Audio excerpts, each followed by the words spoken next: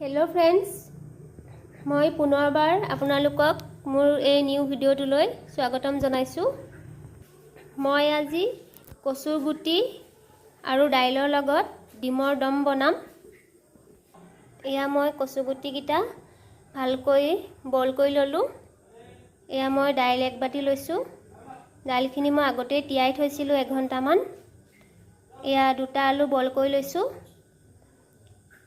আৰু এয়া আদা নহৰু পিয়াজ পেষ্ট বনাই লৈছো। এয়া মই ডিমগিটা বইল কৰি ললো।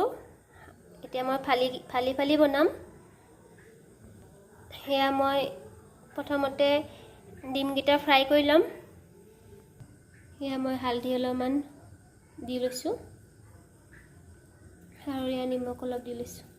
এয়া মই ডিমগিটা ৰঙা কৰি ফ্ৰাই কৰি লম। এয়া মই ডিমগিটা ৰঙা কৰি ফ্ৰাই কৰি ললো।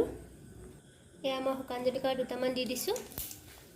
এতিয়া মই আদা নহৰু পিয়াজৰ পেষ্টখিনি দি দিম।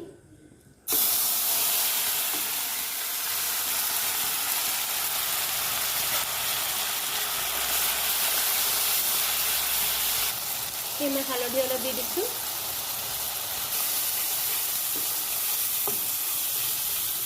এয়া মই জিৰা 1 চামুচ দি দিছো। অলপমান ভালদৰে লৰাই দিম। মই দাইলখিনি দি দিম।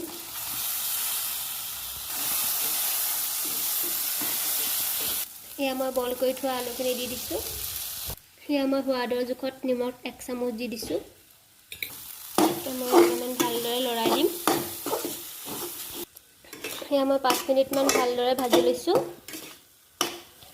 এতিয়া মই 5 মিনিটৰ পিছত কচুখিনি দি দিম।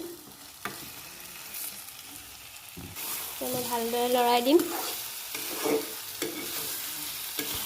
এয়া মই কচুখিনি আগতে বইল কৰি লৈছিলো। সেইটো কাৰণে মই বেছিকৈ ভাজি নাথাকো নহলে ভাঙি যাব। এতিয়া মই পানী দি দিম।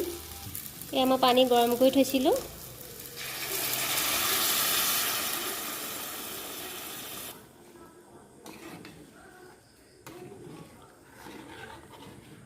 মই ইয়াতে বিশেষ মছলা নাই দিয়া, বহুত নৰ্মেলকৈ বনাইছো। মছলা নিদিয়াকৈ খালে বেছি ভাল লাগে।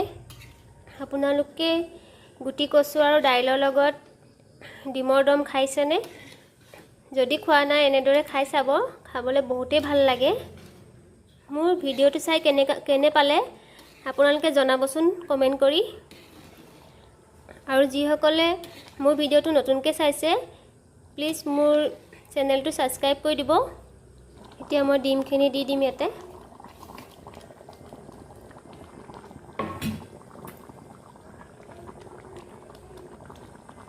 এয়া ডিমৰ দমৰ সবজিখন হৈ গ'ল। মই আৰু 5 মিনিট মান ৰাখি নমাই দিম।